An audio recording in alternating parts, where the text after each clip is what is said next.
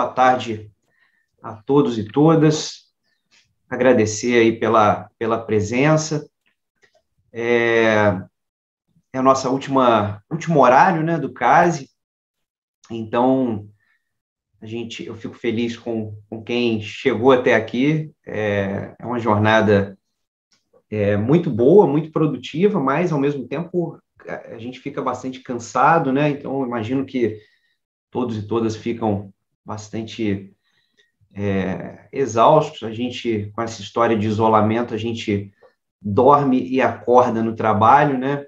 Então, e o congresso, por mais que fazer de casa seja um pouco mais leve, porque a gente consegue, na hora do almoço, tomar um banho, né, e tal, dar uma descansada, coisa que no evento presencial a gente acaba não conseguindo, mas ficar na frente da tela durante muito tempo é cansativo, né? Então, eu agradeço bastante.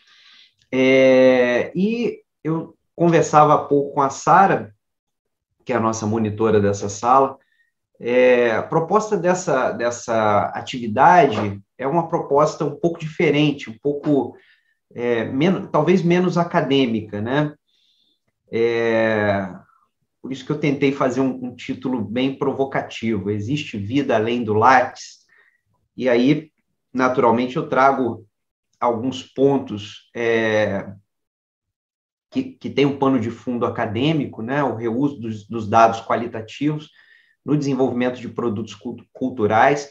Eu chamo a atenção que não é uma palestra, não é uma oficina, não é um workshop, não é um webinar. Na verdade, isso aqui é uma amostra.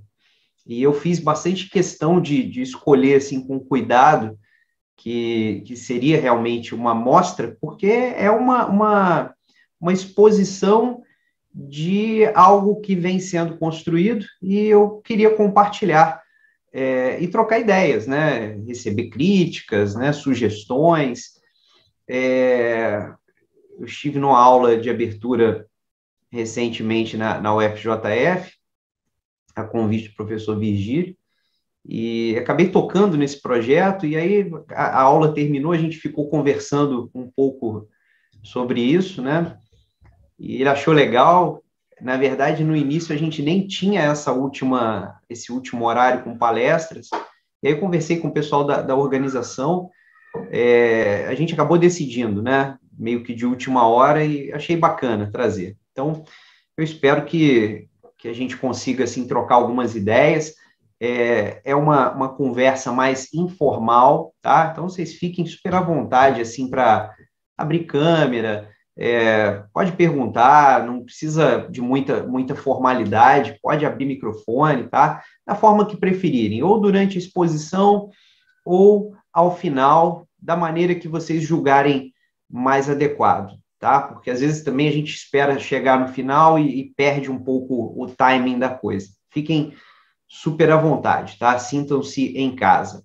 É um bate-papo. Pode passar para mim, Sara, por favor?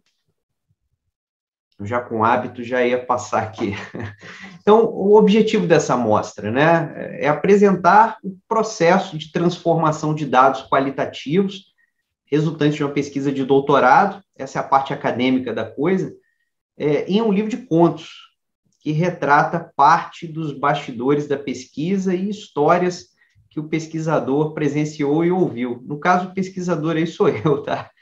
Esse é um projeto que eu vou falar um pouco melhor aí ao longo da conversa, mas é um projeto de cunho pessoal, né?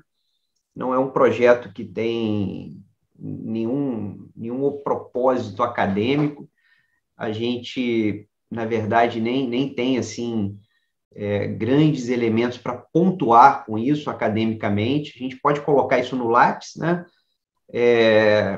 Hoje, só trazendo um pouco do academicismo, a gente pode desenvolver produtos científicos, intelectuais, isso os mestrados acadêmicos mestrados e doutorados acadêmicos acabam se direcionando mais a isso. A gente desenvolve produtos técnicos e tecnológicos, os mestrados, os doutorados profissionais, eles têm um viés mais alinhado com isso, mas a nossa área e áreas correlatas, né? Administração, ciências contábeis, turismo, economia, algumas engenharias. A gente praticamente não conta com nada que tenha apelo cultural. E cultura, parece que assim, até o senso comum trata de forma, infelizmente, tá, gente? De forma jocosa, de forma pejorativa, e todo mundo consome cultura o tempo todo, né? Se você estiver consumindo Netflix, Amazon, streaming no YouTube, se você estiver consumindo streaming no Spotify, né?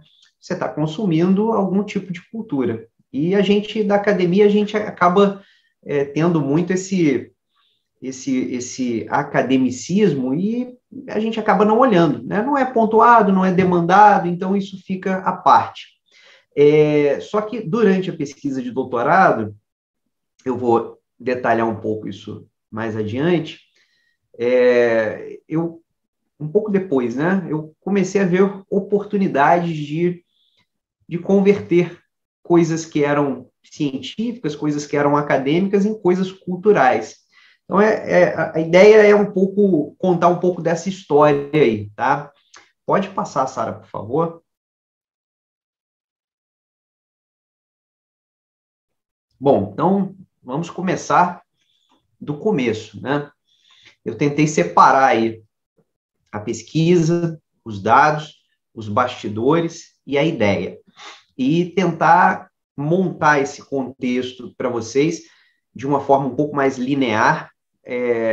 De pronto, eu adianto que esse processo não teve nada de linear, né? É muito difícil que a gente tenha linearidade nos processos criativos. Quem está escrevendo dissertação, tese, TCC, quem está escrevendo paper, sabe que mesmo que você esteja lidando com elementos técnicos, a gente precisa de inspiração para escrever, né? A coisa não surge assim num estalo. E não é de modo algum linear, né? Então, eu vou apresentar com alguma linearidade, mas isso não foi tão linear assim, não, tá? Bom, a pesquisa, eu coloquei o título da minha tese de doutorado aí. Na época, alguns colegas que se formaram comigo até brincaram, alguns colegas, alguns amigos próximos, falaram, cara, eu preciso fazer um curso para entender o que é esse título. E o título é o menor resumo de um trabalho, né? Um trabalho científico, o título é o menor resumo. E a gente não conseguiu fazer menor do que isso, né? Porque o trabalho foi realmente esse. Eu peguei até uma das teses do pensador Karl Polanyi, que era a tese do duplo movimento de mercado, e eu trouxe essa tese para um ambiente nacional, né? Então, a proposta foi repensar essa tese dos duplos movimentos polanyiano. Ele fala do movimento de mercado e o contra-movimento social, e o pano de fundo era o desenvolvimento de estratégias sociais no setor nucleoelétrico brasileiro. Uma opção epistêmica e ontológica que eu utilizei foi a opção decolonial, tá? Então, peguei a teoria do Karl Polanyi, peguei a opção decolonial como episteme, utilizei teoria da análise crítica do discurso para olhar esse fenômeno de estratégias sociais, tá? Não é um negócio muito trivial, foi uma pesquisa qualitativa e eu tive que reunir um conjunto de dados muito grande, né? Foi uma pesquisa assim de imersão mesmo. Então, eu fiz várias entrevistas em profundidade, entrevistas longas, né? Eu tive entrevista de quase 2 horas. Eu transcrevi tudo sozinho, né? Eu não fiz questão de não pagar para alguém transcrever. Então, eu, às vezes, entrevistava durante o dia e transcrevia à noite. E, no final, a gente chegou a mais de 370 páginas de transcrição. É um corpus de dados, assim, até difícil de ser analisado. Eu fiz uso de muitos e muitos relatórios, muitos documentos, eu tive acesso a alguns documentos restritos, né, por questão de contato, eu consegui alguns documentos que tinha restrição, eu consegui alguns documentos em vídeo, alguns abertos, outros restritos, e eu fiz, tem um grande amigo, tem uma série de amigos que trabalham na área nuclear, né? Um deles, em especial, foi um amigo que me ajudou muito, abriu muitas portas, então ele me colocou para dentro de reuniões, né? Eu participei de eventos, audiências públicas, eu participei não só de eventos da área nuclear, mas participei também de eventos contra a área nuclear, né? Alguns eventos de ambientalistas, para entender o contexto. Então, a gente tem aí a pesquisa, que deu origem a isso, e os dados. Os dados são importantes para vocês entenderem como que essa coisa surgiu, né? Quando a gente fala assim, poxa, mas como é que você tira um produto cultural dessas entrevistas em profundidade? Eu fiz entrevistas com quem? Eu fiz entrevistas com alguns vereadores, né, de Angra dos Reis, não são mais, isso eu fiz lá pelos idos de 2013, se não me falha a memória. Eu fiz entrevista com o pessoal da comissão, na CENEM, a Comissão Nacional de Energia. Não, eu não sou muito bom com siglas, não, tá, gente? A CENEM é o órgão regulador da parte nuclear no Brasil, é a Comissão Nacional de Energia Nuclear, acho que é isso. Então, fiz algumas entrevistas com pessoas importantes da CENEM, fiz entrevistas com pessoas importantes da própria Eletronuclear em Angra dos Reis, fiz entrevistas com pessoas da prefeitura, fiz entrevistas com pessoas com ambientalistas, fiz entrevista com gente que construiu a Angra 1, né, gente que trabalhou na obra, no canteiro de obra, conversei com muitas pessoas informalmente, né, nesse processo de observação participante, conversava com tudo que é tipo de gente, né, desde pessoas, assim, no ambiente de trabalho até boteco, você extrai coisas, né, para você sentir como que as pessoas percebem o fenômeno. Bom, pode passar, Sara, por favor? Aí, a parte 2 aí, né? Já falamos da pesquisa, já falamos dos dados, aí nós temos aí os bastidores e a ideia, né? Os bastidores disso, gente, para quem está fazendo pesquisas mais extensas, assim, mestrado, doutorado, para mim, particularmente, o campo foi muito, muito agradável, sabe? Eu vinha de um processo muito intenso de revisão teórica, né? Eu cheguei à época de ler, assim, livros bem extensos, eu lia livros em 2, 3 dias, né? Lia e fichava, dormia muito pouco, então já estava muito cansado, exausto da teoria, e esse é um momento importante, né? Porque eu já conhecia a teoria com uma certa profundidade, e aí fui a campo, e o campo foi muito positivo, o campo foi muito agradável, né? Porque aí eu ouvia as pessoas falando e conectava aquelas coisas com a teoria, né? Às vezes sim, às vezes não. Mas o fato é que depois que eu coletei muitas coisas, e análise crítica do discurso você coleta e pré-analisa, mas quando eu fui partir para a análise em si, é uma coisa de doido, né? Muitas informações, né? Muitos atores, todo mundo praticamente tem alguma relação direta ou indireta com usina nuclear. Quem mora em Angra dos Reis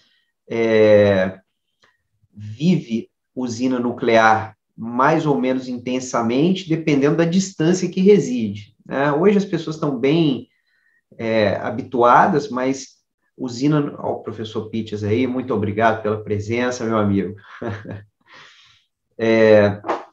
as pessoas estão mais habituadas, mais aculturadas, né? Mas usina nuclear sempre foi assim um elemento de preocupação. Quando eu fui fazer a tese, havia ocorrido muito recentemente o evento lá de Fukushima, né? Foi em 2011, então foi o período que eu já estava fazendo a tese, então tem muitos atores envolvidos, tinha muitas coisas que eu não poderia contar, eu não poderia fazer constar na minha tese.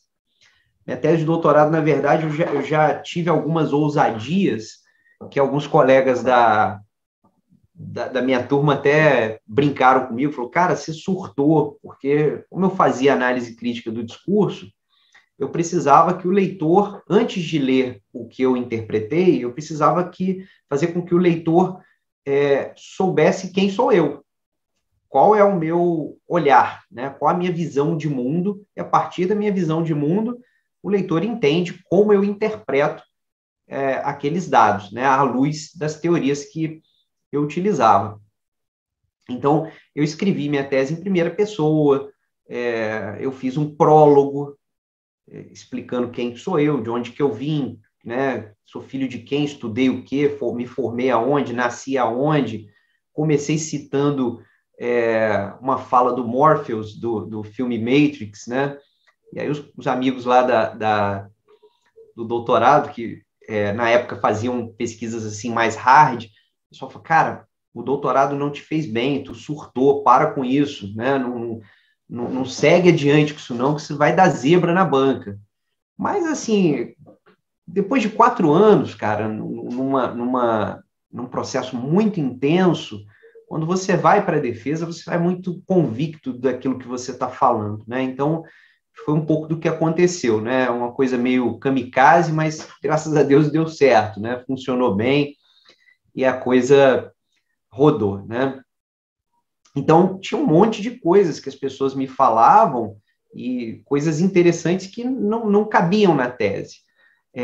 Dentre essas coisas, tinha uma série de histórias, uma série de coisas, situações curiosas, coisas assim que pessoas me contavam e depois eu apurei de diversas formas, né? Algumas coisas você não vai achar em lugar nenhum, são coisas ditas pelos locais, e aí eu falava com um, aí apurava com outro para ver se aquilo fazia sentido. Outras coisas estão disponíveis na mídia, então eu ouvi da entrevista e apurei em outras fontes, né? Então, eu tinha isso, né? Eu tinha essa maçaroca de coisas aí, é mais ou menos o que essa fotinha aí representa, e eu fui fazer minha tese, né? Fiz, defendi e tal.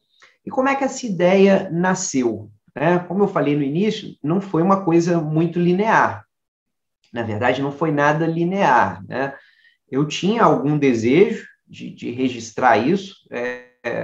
Eu contava, às vezes, para os amigos, né? Às vezes a gente fazia um churrasco, ia tomar uma cerveja, e aí, naquele papo de botiquim, a gente conversava, falava, caramba, tu falou com fulano, como é que foi? E a gente ia amarrando, né, essas histórias. Na minha cabeça, isso parecia assim, um monte de filminhos, né, de curtas-metragens. Eu gosto muito dos causos, né? O mineiro gosta de contar causos, gosta de ouvir causos, gosta de história. Então, naturalmente, eu já tenho um gosto por isso.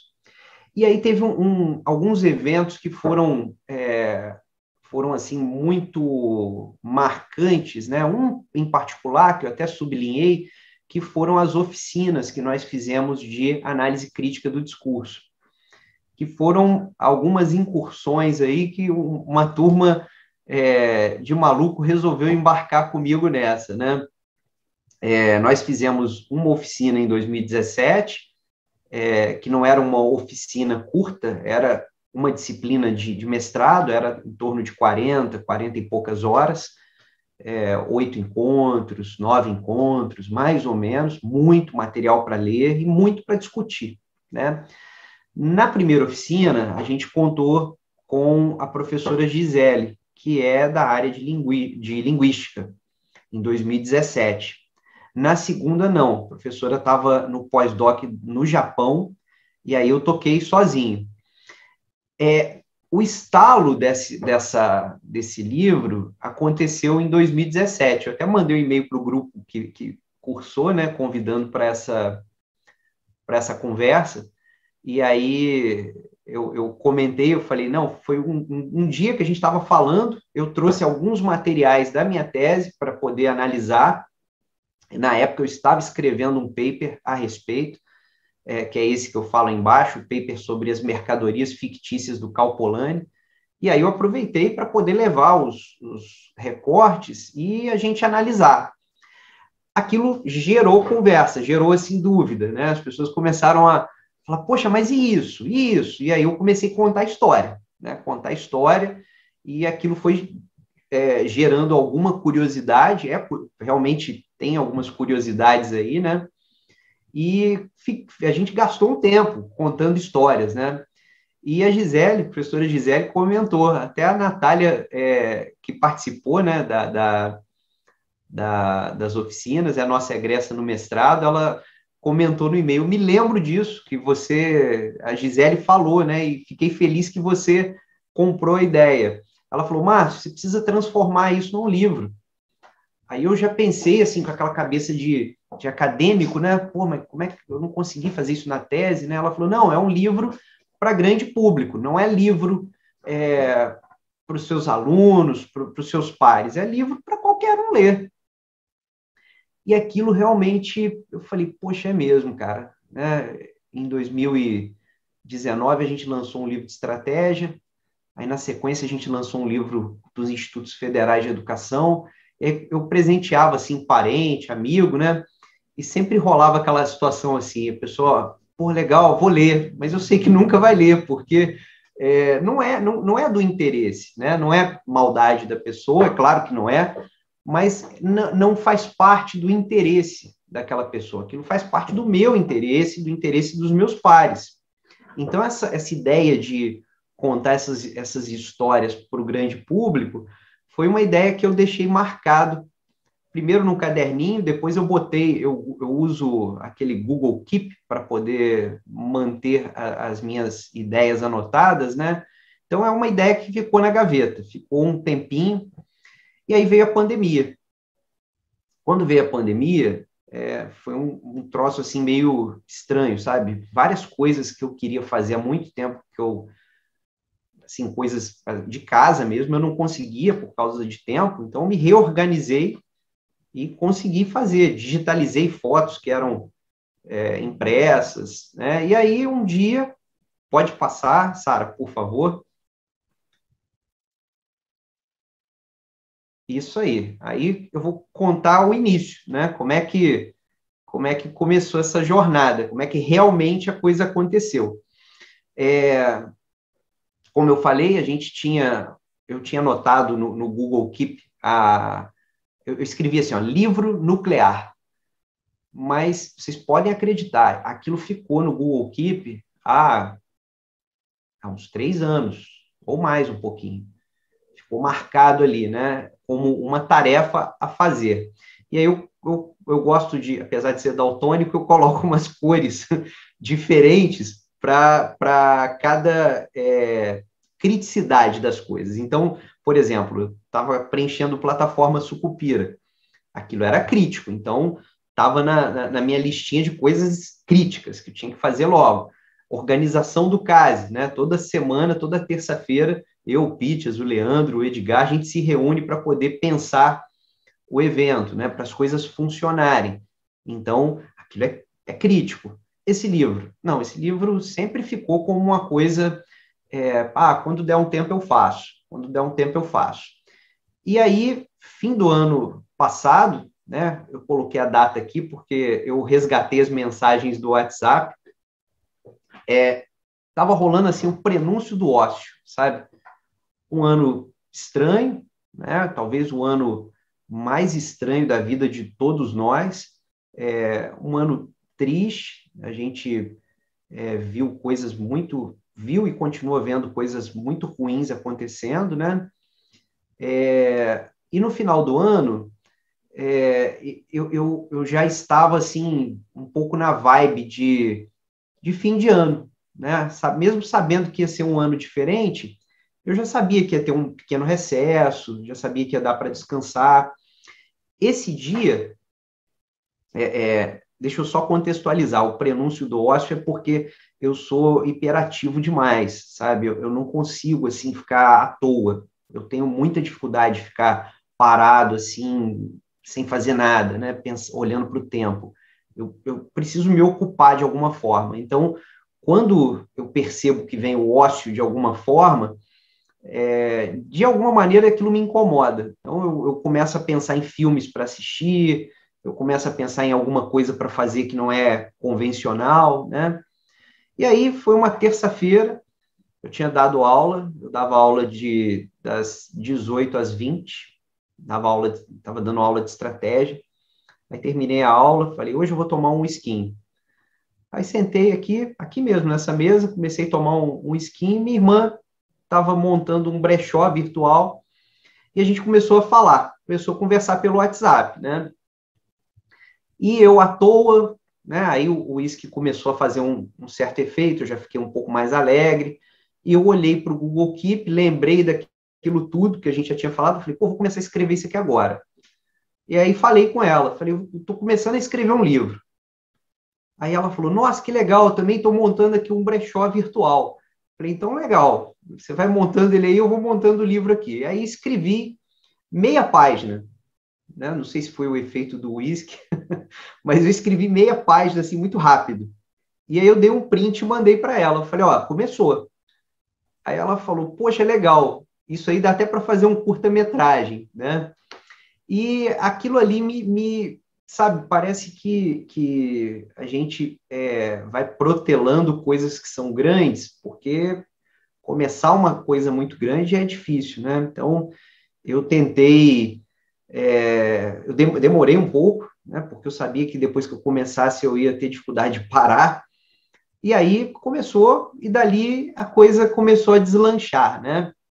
Eu coloquei 2 itens anteriores, a bagagem anterior e o joio e o trigo. A bagagem anterior, vou comentar um pouco melhor, a bagagem anterior ela foi boa por um lado e ruim por outro, né? Eu não sei escrever contos. Eu fui treinado a minha vida inteira para escrever artigo, para escrever parecer, para escrever relatório, para escrever livro científico. Eu não fui treinado para escrever contos. Isso não é um background que eu tenho, né? Então, eu comecei a pensar como é que aquilo aconteceria. O joio e o trigo, eu vou mostrar no próximo slide para vocês. Pode passar aí, Sara, por gentileza. Eu precisava me planejar, né? Essa história do joio e do trigo.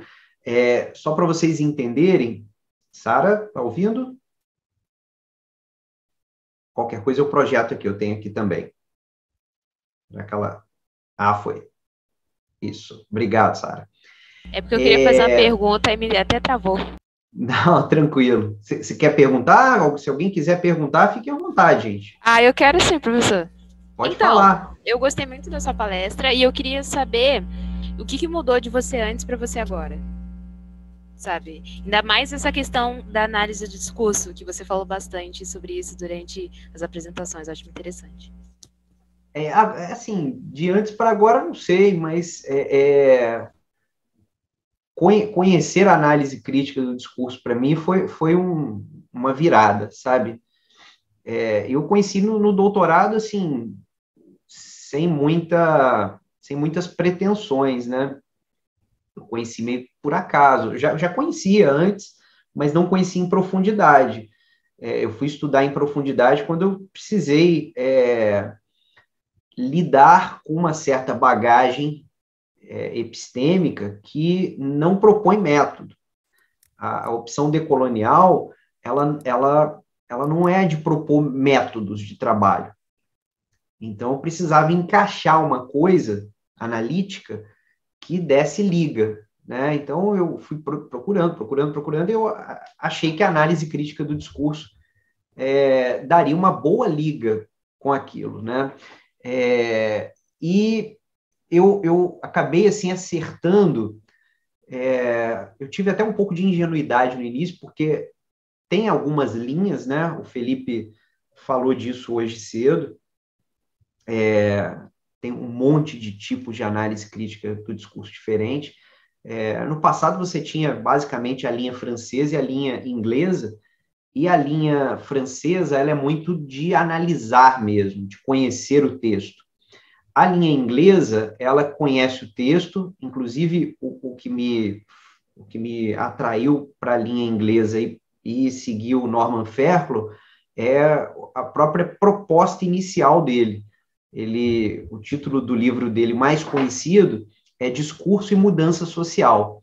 Então, ele analisa discurso, mas ele não está interessado só na análise, ele está interessado no que esses discursos, e na circulação, no consumo desses discursos, produz na sociedade. Hoje, assim, a gente poderia falar 1 milhão de coisas aqui, né? Como é que hoje a gente acredita em coisas que não fazem... A gente, que eu falo população, tá? Não nós aqui, mas grande população acredita em coisas que não fazem o menor sentido, né? Eu peguei um Uber há 2 semanas atrás para buscar meu carro na revisão e o rapaz do Uber ficou... Ele estava sem máscara e eu tenho andado com muito cuidado, né? Tenho muito medo dessa doença, realmente tem. E aí, antes de entrar no carro, eu falei, você vai colocar máscara? Muito numa boa, porque hoje está tudo muito perigoso, né? Eu vou sim, deixa eu só terminar aqui. Eu falei, tudo bem. Ele terminou, botou a máscara, falei, abre os vidros todos aí, por gentileza. Aí sentei no banco de trás e ele começou a perguntar para mim sobre pandemia e tal, e ele foi falando que, poxa, mas você vai mesmo tomar vacina? Em geral, eu assim, acabei adotando uma política meio radical de parar de discutir esse tipo de coisa, porque a coisa saiu da discussão e passou para agressão, né? Então, rede social, por exemplo, eu não posto nada de política, né? Enquanto existe alguma provocação, eu bloqueio a pessoa e vida que segue, né?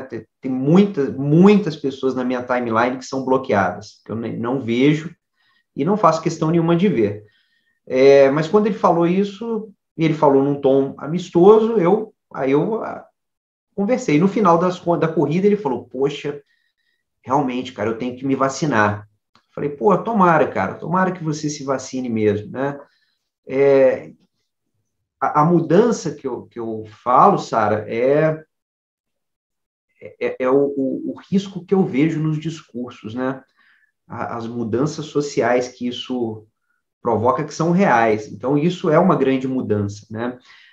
Esse livro que eu estou trazendo, ele acaba trazendo, assim, tangencia coisas, mas é tudo muito lúdico, não entra em nada técnico, tá?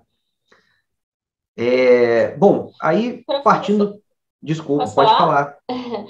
Professor, você pode falar um pouquinho para a gente, assim, do processo de escrita nesse momento, por exemplo? Talvez pode trazer, né, um pouco do seu contexto, assim, porque tu disse que, né, teve, né, essa criação, esse contexto na academia e tal. E aí, para mim, por exemplo, é claro, o meu grupo social, né, a minha família e tudo, as pessoas não têm normalmente acesso à academia.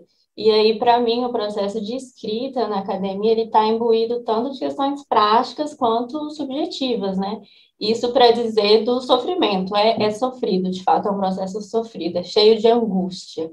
E aí eu quero saber para você, assim, né, nessa experiência do teu lugar social e tal, se não tem sofrimento, se é sofrido, como que passa por isso, um pouco assim, como que tu, enfim, né, talvez supera ou não supera, mas ainda realiza essa atividade. Pode falar um pouquinho, por favor? Posso. Deixa eu entender melhor, Aline. Você está fazendo mestrado, doutorado? Eu acabei de formar no mestrado, agora eu estou escrevendo o projeto para o doutorado. Entendi. Você gosta de sofrer como nós, né? Isso, eu vou continuar aí a vida inteira. Bom, olha só, academia, infelizmente, tá? Tem um pouco desse no pain, no gain, né? que não é bom, né?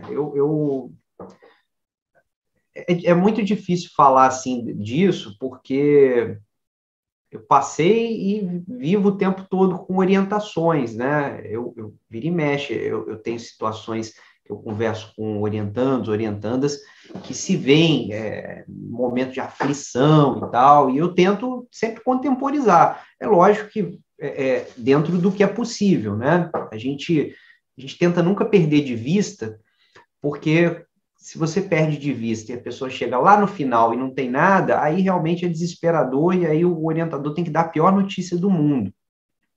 É muito ruim. Graças a Deus, assim, eu dou muita sorte, sabe, com as minhas orientações, eu, assim, não tenho muito do que reclamar, não. Ao contrário, o pessoal é muito participativo, né? Mas, para mim, né, o processo não foi muito fácil, não. Até pelas escolhas que eu fiz, né? Eu fui fazer mestrado, eu não tinha bagagem acadêmica nenhuma. Eu fiz uma graduação que, na época, não tinha TCC, eu não tive metodologia da pesquisa. Então, eu entrei no mestrado meio que às cegas. E aí tomei gosto, né? Fui fazer uma dissertação com modelagem de equações estruturais, né? Seguindo um pouco da palestra que o Mangini deu agora há pouco. E foi, assim, pauleira. Aí, quando eu terminei o mestrado, eu falei, poxa, agora eu preciso aprender a parte qualitativa. É quase um suicídio isso, né? Porque você fala assim, pô, o cara passou por um sufoco danado no mestrado, na parte quant. Aí, agora o cara que conhece um pouquinho do quant quer ir para o quali, pô. Né? Mas sair do lugar de conforto, para mim, foi bom. Pesado, eu peguei outras literaturas, mas foi muito bom. O processo de escrita, ele só funciona se você tiver muita musculatura teórica, né? Isso para a escrita técnica, a escrita científica, né? Se você tiver muita bagagem, se você tiver muito o que falar e com propriedade, a escrita vai fluir. Agora, essa história de falar assim, eu vou marcar 15 dias para você me apresentar alguma coisa, se essa coisa for uma coisa profunda, né?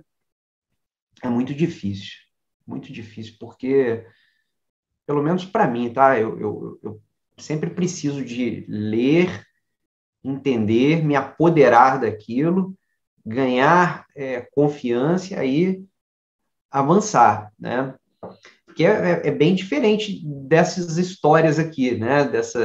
Desses contos. Isso aqui é uma diversão para mim, né? Isso aqui está tudo meio que na minha cabeça, e aí eu sento e morro de rir. Eu vou explicar por quê, tá? Mas o processo, Aline, realmente, o processo é um pouco penoso, a gente é cobrado excessivamente, né? De ler os últimos 5 anos, e tem que estar tudo muito articulado, tudo muito costurado. O processo não é fácil.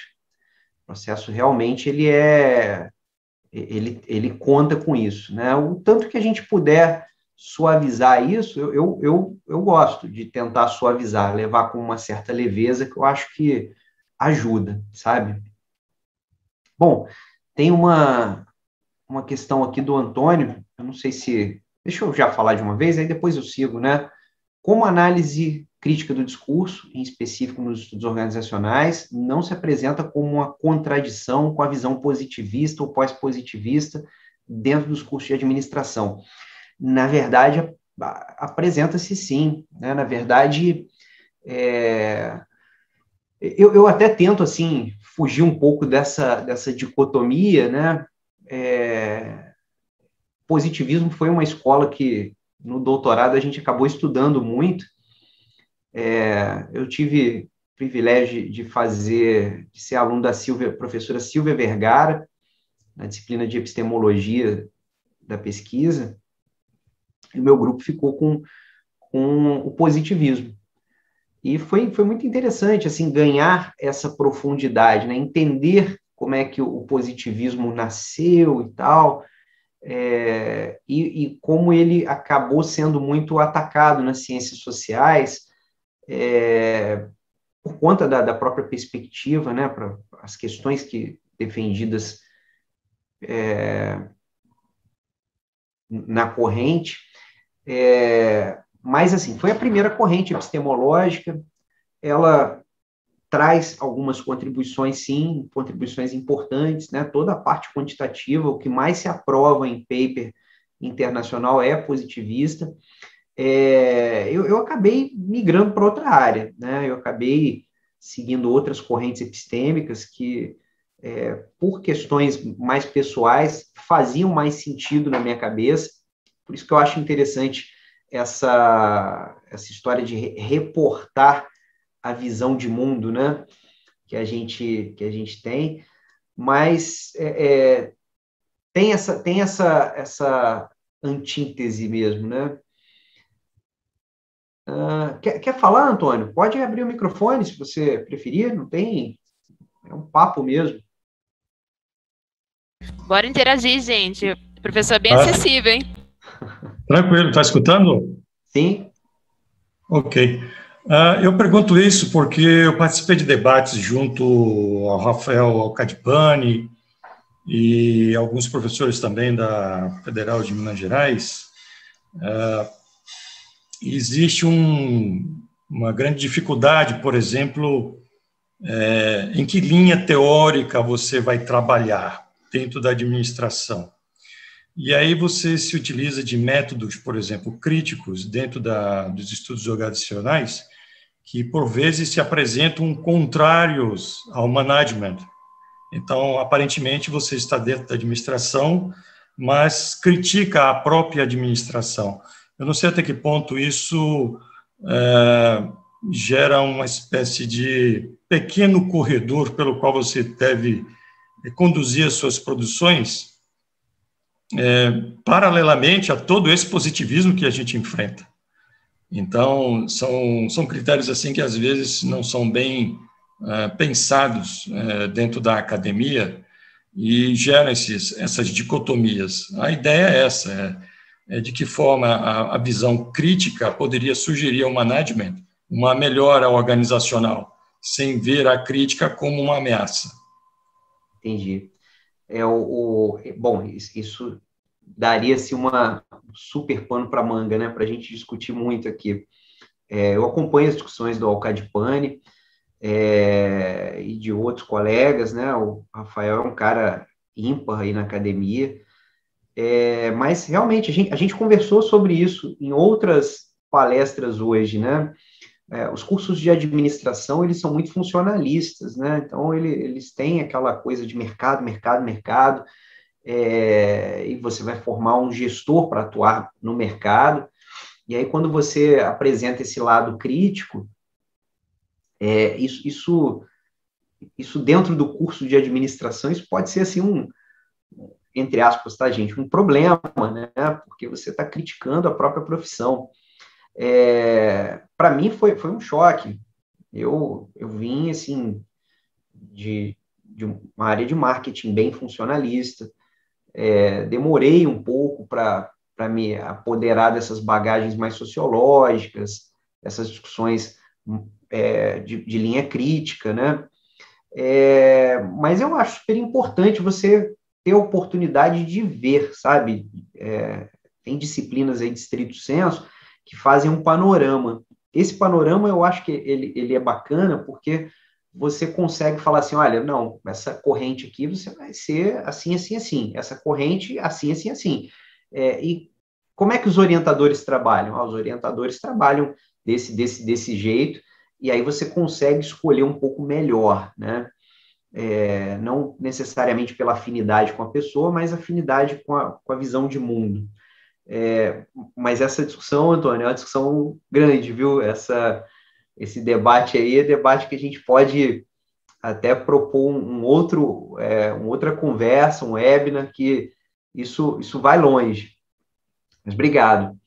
Deixa eu avançar um pouquinho aqui com essa história, né, do joio e do trigo, as bagagens anteriores. Por que eu estou falando, usei essa expressão o joio e o trigo?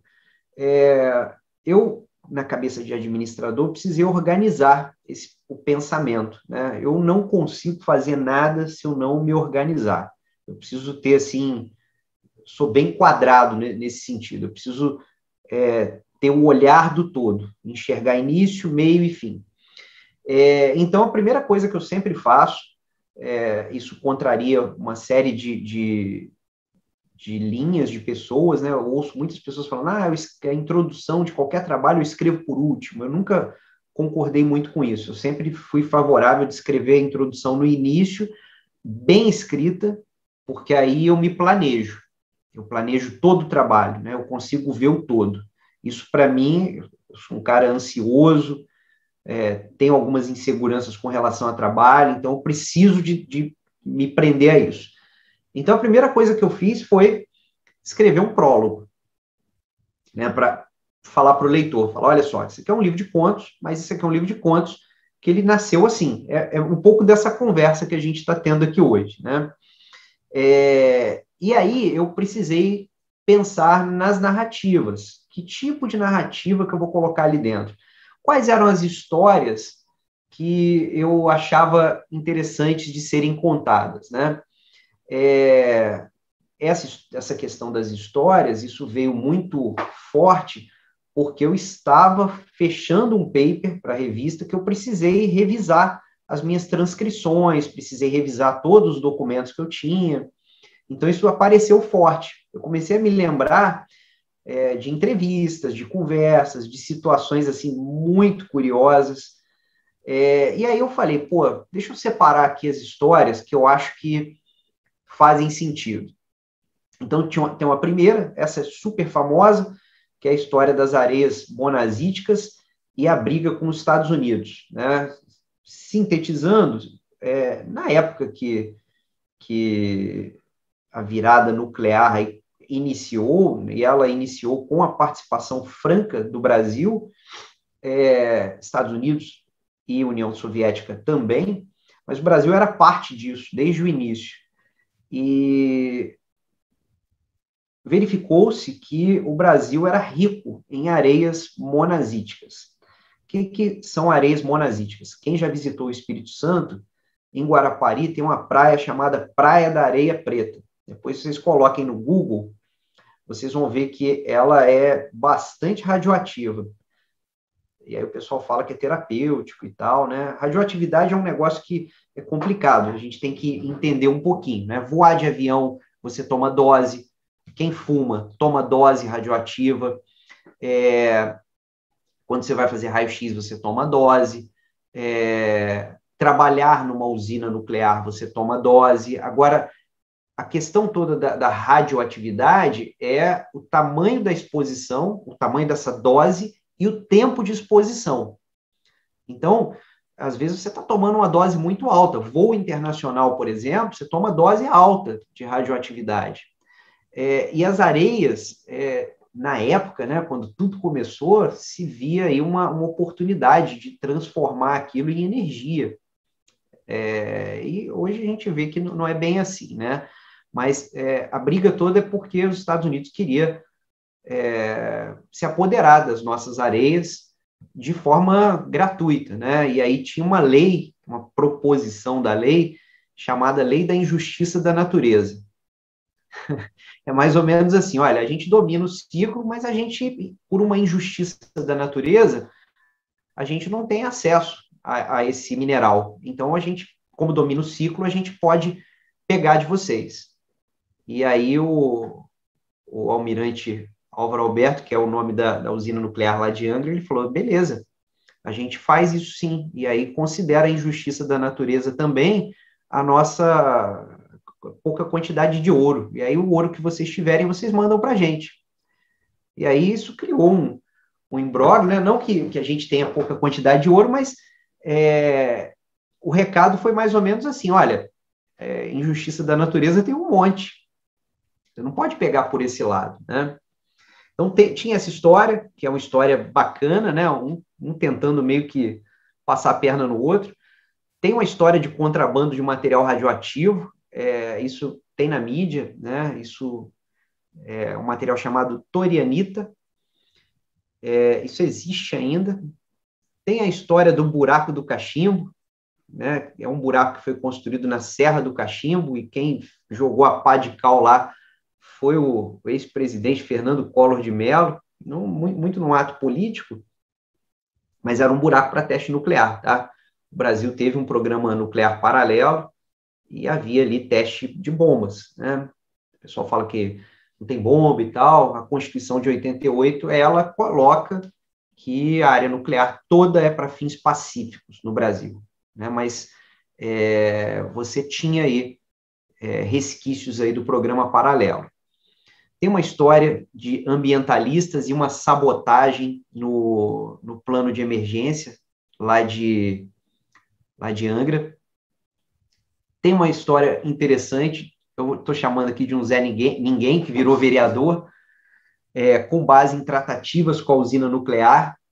Essa história depois eu vou explicar melhor, mas todas elas se baseiam em situações bem verdadeiras, só que foram romanceadas, né? A história dos entraves na construção de Angra 3, desde 81, né? Parece que enterraram uma cabeça de bode satânico ali dentro, que a coisa não anda, sabe? Entra governo e sai governo e isso não anda. Tem uma série de histórias perdidas aí tem mais de um conto, né, dos construtores das usinas, e a história da tentativa de emancipação do bairro Perequê, que é um bairro, não é o mais próximo, mas é o mais populoso, próximo à usina nuclear. E aí, pode passar para mim, Sara, por favor. E aí eu fiz o seguinte, eu fiz a escolha, né? Quais eram os contos, as histórias que eu achei que funcionariam melhor, né? Que tinham um apelo melhor. Eu vou explicar por quê. A maior parte dessas histórias, desses casos que eu tive a oportunidade de ver, são casos que você escuta a pessoa falar, poxa, você soube, fulano, aconteceu isso, isso e isso. Esse tipo de história são histórias que não têm, elas têm início, mas não necessariamente elas vão ter meio e vão ter fim. Né? Por exemplo, a história do cara, o rapaz que virou o vereador, o rapaz que virou vereador. Eu não posso dar tantos detalhes assim, porque eu não posso revelar muito da história real por questões de ética em pesquisa, né?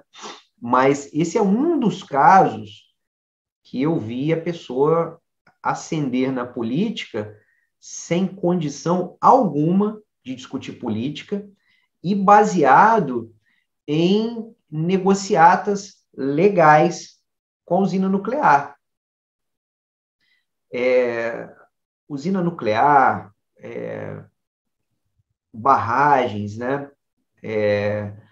Por exemplo, Belo Monte, são empreendimentos que causam grande impacto ambiental.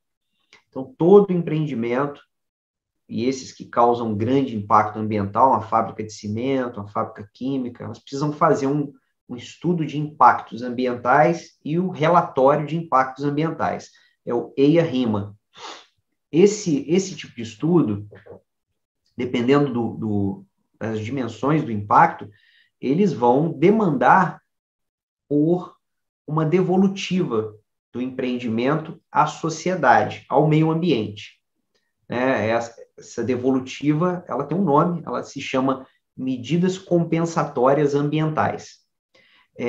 Por mais curioso que possa parecer, não existem medidas compensatórias sociais, são medidas compensatórias ambientais. Mas a sociedade sofre a beça também. E, por vezes, os recursos que são destinados a tratativas ambientais, eles são destinados à sociedade, por conta, naturalmente, desses impactos. Tem até projeto de lei, né, sobre isso. Então, Angra, em alguma medida, virou uma mina de ouro, porque você tem uma devolutiva para o município enorme, gigantesca, e você tem alguns problemas de ordem prática, né? A empresa tem que destinar dinheiro para o município, mas o município precisa gastar corretamente e prestar contas corretamente desses gastos. Então, a empresa faz convênios, né, faz alguns acordos, e muitas tratativas dessa natureza, elas acabam não indo adiante, porque as prefeituras gastam dinheiro e na hora de prestar contas, elas se atrapalham um pouco, né? Então, essa história aí conta a história de um cara que levou uma pauta numa audiência pública e, por conta dessas medidas compensatórias, ele conseguiu verba para um projeto e aí ele conseguiu se eleger, tá? Eu mudei um pouquinho a história verdadeira é um pouquinho diferente, mas para quem conhece a história verdadeira vai saber exatamente quem é, né? Não tem nome, não tem nada, por questões até de ética e protetivas mesmo, né? Deixei a questão da emancipação do Perequê, que é um debate interessante, né? Um debate político, e tem contos engraçados aí no meio. Isso não aconteceu, eu acho que não vai acontecer, mas eu escolhi essas historinhas aí, essas 4, que eu achei que tinham um início, meio e fim mais redondo, dava para romancear melhor. E aí eu fiquei na dúvida se eu faço ou não o pós-fácil, né? O que seria esse pós-fácil? Seria, assim, dando algumas explicações reais do que eu estou falando, só que eu tenho medo disso, sabe? Honestamente, tem muitas coisas que são abertas, que tá aí para todo mundo ver, mas até pela natureza do livro, eu prefiro deixar, assim, cada um que quiser, procure a história, né? E, eventualmente, a gente faz atividades como essa aqui e a gente conversa sobre essas histórias, né? O prólogo está pronto e os 3 primeiros contos, Contrabando de Material Radioativo, Ambientalistas de Sabotagem, o Zé Ninguém que Virou Vereador, esses 3 estão prontos. Eu estou, assim, só acertando detalhe, falta a emancipação do Perequê, né? Que o nome não é esse.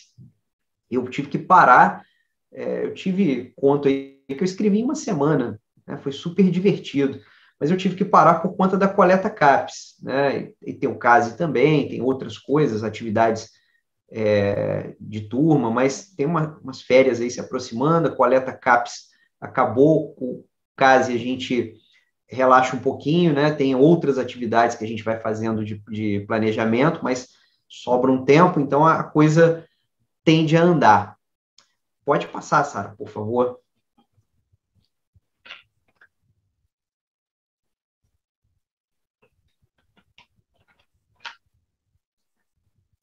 Sara? Foi. O título provisório do primeiro conto parece um título meio clichê, né? A Misteriosa Usina Nuclear. Mas tem uma narrativa interessante aí por dentro disso. Tem umas barreiras aí do primeiro capítulo, né? A primeira, eu acho que eu já comentei com vocês, escrever dessa forma, construir esse tipo de narrativa não é fácil para quem está acostumado a fazer trabalhos mais acadêmicos, né? O estilo de redação muda muito, e aí eu sou bastante consumidor desse tipo de material, mas você consome, assim, no prazer, né? Você não consome olhando detalhes mais técnicos. E quando eu comecei a escrever, eu retomei alguns livros, né? Peguei coisas para ler que me agradam, comprar livro de terror, para poder entender melhor tecnicamente e mexer com esse estilo. Uma preocupação enorme com o anonimato, e aí eu vou explicar para vocês como é que eu fiz essa virada, né, na construção dos personagens. Tem uma figurinha do lado que eu coloquei aí, né, a desorganização, que é esquemático. Eu tenho me esforçado um pouco para fazer isso, que é uma forma de ajudar a entender as ligações, né? Esses nomes que estão aí são os que eu uso no livro, né? Isso aqui é o spoiler real da primeira história. E aí, entre amigos, eu já até mostrei um pouco disso, tem um monte de amigo meu aí dentro dessa história. que não fazia parte da história original, mas eu precisava trazer características reais, de pessoas reais, para algumas pessoas, alguns personagens. Então, eu pensei assim, quem que vai ser o protagonista? O protagonista não pode ser o cara que foi vereador. Tem que trazer alguém próximo dele, com características próximas, que aí eu conheço melhor essa pessoa, eu tenho mais acesso, então eu trago aqui, escrevi ali simples, humilde, bebedor, baladeiro, bom de bola, né? Essa é a construção do Felipe Salgado, que não é o nome, é um amigo meu, não é o nome dele real, o apelido é. E aí eu explico no livro o apelido. Isso acontece num bairro, que esse bairro ele tem um nome de peixe.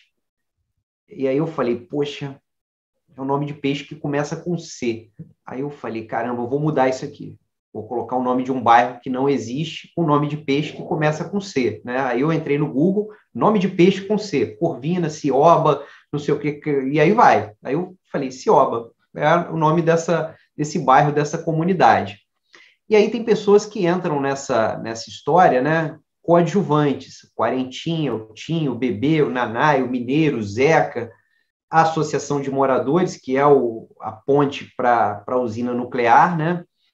E esse doutor Hemórgenes, que esse cara é um cara que ele vai aparecer em mais de um conto, sabe? Eu tentei construir uma figura que ele atravessasse o livro, assim, né? É tipo um Stan Lee nos filmes da Marvel, está sempre presente em algum pontinho ali, mais ou menos importante.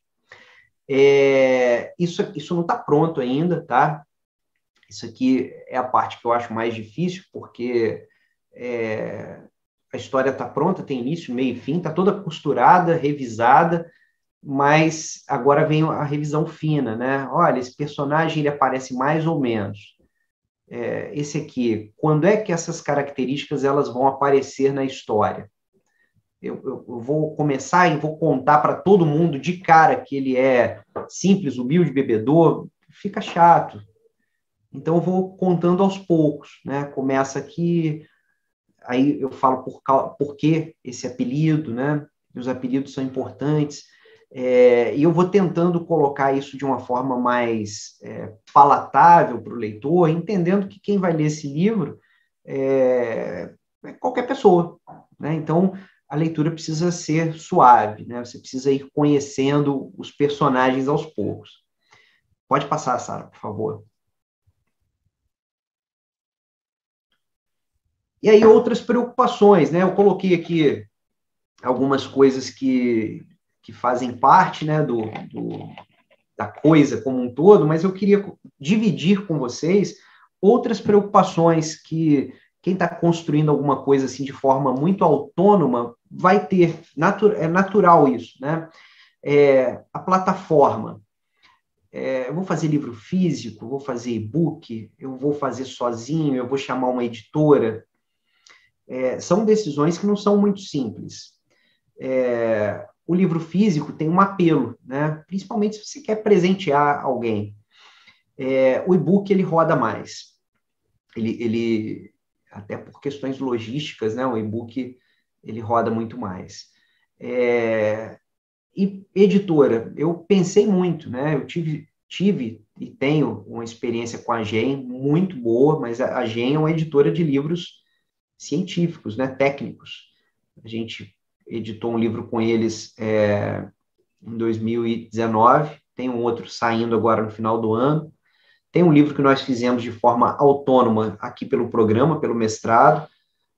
Então, pensei bem e falei, não, isso aqui é um projeto pessoal, cara. Eu não quero, assim, discutir com detalhes, sabe? Eu quero discutir, mas com pessoas que falem, pô, mas e isso, e isso? Mas eu não quero discutir assim, não, Márcio, isso aqui não pode ter, isso aqui, essa linguagem aqui não é apropriada, então eu não quero ter essa liberdade cerceada. Então, eu vou fazer por conta, né, e-book, devo imprimir alguns aí, poucos, com dinheiro do bolso, mas vai ficar na plataforma da Amazon, né, a KDP, do Kindle. A capa, contratar alguém, um ilustrador, ou fazer autoral. Eu queria essa capa feita por um ilustrador. Eu esqueci o nome do ilustrador, que eu gosto, eu até sigo o cara no Instagram, ele faz umas montagens assim, com um monte de coisa confusa, e eu gosto muito, sabe? E eu fiquei pensando nisso. E tem um disco do Ratos de Porão que tem uma capa feita por um ilustrador que eu gosto muito também. Pensei em contratar, mas eu falei, cara, isso aqui é um projeto para, né, just for fun, para eu me divertir com isso daqui. Então, deixa eu pensar nisso aqui com calma. E aí eu comecei a fazer a capa, sozinho também. Né? Não está pronta, não. Vocês veem nesse átomo aí, esses buraquinhos que estão faltando, eu vou preencher com coisas, é um spoiler, né? Mas tudo que está aí, esses desenhos, são coisas que acontecem dentro do livro, né? Então tem de tudo, tem história com polícia, tem falcatrua. O Márcio, aqui é o Mangini. Eu trabalho com Corel, então se você precisar de ajuda, estou à disposição. Opa, obrigado, cara, obrigado, meu amigo. Eu penei um pouco, sabe, para chegar nessa capa. Foram, assim, muitas idas e vindas, ela está quase pronta. Eu estou fazendo no Canvas com outros programas, assim, de apoio. Mas, assim, no final das contas, eu tô curtindo, sabe, o resultado. Eu tô achando que tá ficando legal. Assim, gosto. Eu gosto de ficar vendo essas coisinhas e tentando conectar com a história, né? Então... professor, vou vender meu peixe também. Como assim, Eduardo? Eu também sei mexer no Canva, no Photoshop, tá? Illustrator. Olá, dá para fazer uma parceria boa, hein, Sara? Pois é, vamos arrumar um projeto bom para a Sara aí, ó. Pode passar, Sara, por favor. A divulgação, né? Como é que a gente divulga esse negócio? Cara, só botar o livro lá na base do KDP, ele vai ficar divulgado, mas a gente precisa fazer algum estímulo, né? Na palestra do Mangini, ele comentou sobre a divulgação, né? Então, no final das contas, eu vou colocar alguma coisa em redes sociais, eu não sou a melhor pessoa do mundo para isso, mas, assim, esses encontros, webinar, palestra, eu acho que é uma forma de dar publicidade a isso, né? A linguagem é outra preocupação muito forte aqui no livro. A minha esposa que está revisando para mim, a parte textual, ela revisa muito bem e é crítica. Então, em alguns momentos, ela fala, pô, Márcio, você está usando um palavrão aqui. Mas eu estou falando, eu preciso sair da erudição e vincular o sujeito, né? Vincular os personagens ao locus de enunciação desses sujeitos. Então, como é que é a fala dessa galera? Como é que esse pessoal conversa? Né? Como é que as pessoas daquele contexto falam? Então, de repente, eu estou falando de uma comunidade e aí eu vou falar, não, o senhor, como se fosse novela da Globo. Não, eu preciso colocar aqui nu e cru, né? Então, hora tem palavrão, hora o cara faz uma zoeira com o outro, uma sacanagem e tal, e a coisa precisa parecer natural. Tá? Então, a linguagem é uma outra preocupação. Quem pegar isso para ler e pegar um paper meu vai achar que são dois autores diferentes, né? Com toda certeza. Pode passar, Sara, por favor. O público, né? Isso aqui eu estou falando de preocupações. Quem escreve livro tem que ter esse tipo de preocupação. Quem é o meu público desse daqui? É um leitor de contos? É curioso pelos bastidores da pesquisa? É alguém do setor nuclear que se interessou, de repente, por uma coisa contando história? É um angrense? Né? Eu acho que talvez um pouco de cada. Né? Eu tenho tentado fazer um livro assim bem aberto mesmo, para qualquer pessoa ler. Lógico que não vai ser não é uma obra recomendada para criança, tem algum linguajar chulo ali no meio, pouco, é bem medido, mas tem. Então eu diria que sim, garotada a partir de 14, 15 anos, eu acho que vem coisa bem pior no YouTube, com certeza, mas por precaução seria a classificação indicativa, né? E preço. Você pode fazer um e-book free, colocar gratuito. O meu parâmetro de precificação é menos que 2 chopes. né? Eu acho que esse é uma boa medida. Tem parâmetros de precificação com base em Big Mac, né, no mundo, e eu cheguei à conclusão, falei, cara, isso é um projeto pessoal, não é para ganhar dinheiro com isso, nunca foi. Na verdade, acho que ninguém que está aqui vai ter pretensões de ganhar dinheiro com o livro. O mercado editorial é extremamente complexo e duro, né? Não é para ganhar dinheiro, né? Mas eu acho importante colocar um valor, até porque tem um valor para mim, né, pessoal. É um projeto pessoal, tem um valor para mim, então eu acho que eu devo colocar um valor que é simbólico, mas esse valor ainda vou pensar, certamente é menos que 2 chopps. Esse é a minha régua, né? E eu acho que vai dar mais diversão do que 2 chopps, apesar de eu ser um grande apreciador da bebida, eu sei que 2 não vai dar tanta diversão quanto esse livro. Pode passar, Sara, por favor. E aí, para fechar, gente, já se aproximando aí do tempo, sobra um tempinho para a gente conversar, né? Mas a pergunta inicial, né? Existe vida além do Lattes? Sim, há vida além do Lattes. Demora um pouco para a gente conseguir, né? Viver além do Lattes. Existe uma... Eu percebo isso, tudo que é conversa que eu tenho, palestra, atividade científica, uma preocupação muito grande aí com essas métricas, né? Eu tenho olhado cada vez mais criticamente para isso. Eu acho que a gente passou por uma melhora recente na área de administração. Os coordenadores de programa sofreram com a coleta, mas eu tenho a impressão que foi algo positivo, sabe? Tirou-se um pouco o caráter mais produtivista. É difícil, a gente acaba precisando medir de alguma maneira, né?